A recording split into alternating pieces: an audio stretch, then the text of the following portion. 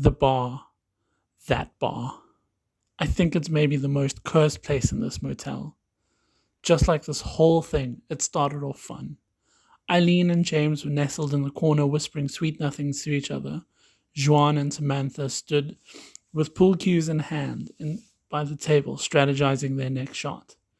Peter was behind the bar making sure everyone was happy, and Paige and I were just walking in. So many happy memories in this room, all tainted by you. My first friends, my first sip of alcohol, even my first time hearing the song Come On Eileen by Dexy's Midnight Runner.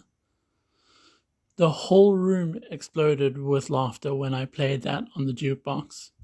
We forged our bonds playing pool against one another, or as Peter called it, the semi-professional amateur pool tournament. Samantha really came into her own during that evening, with her creative strategy for helping Joan moving or straight up sinking balls when she thought we weren't watching. But you were watching and waiting, weren't you? Waiting for Joan to go to bed so that you could... Where was I?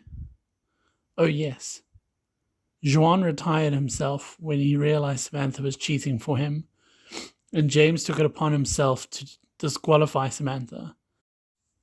I think it was just so that he would play the final game against Eileen.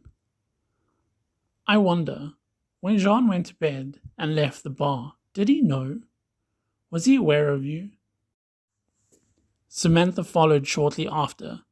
That's when we all heard it, a blood-curdling scream.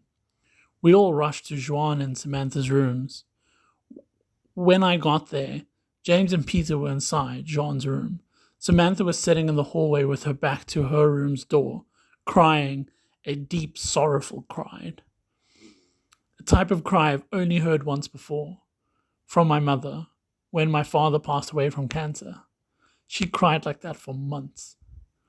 Eileen and Paige were trying to console Samantha. There is no solace when you lose someone that close to you. Peter and James filled out Joan's doorway so I couldn't see the room. Eventually, I squeezed through. I wish I never did. Jean was laying there. His throat was slit. Blood was splattered across his walls and dripping onto the floor, forming a pool. That wasn't even the worst of it, was it? That's what you did to his face, was the most disturbing. His face was so contorted and twisted into a blur of flesh and blood. No identifiable features were left. Tell me, did you kill him, or did you torture him to the point of slitting his own throat? Right as I turned around to go hug Samantha is when she took off into the darkness of the motel.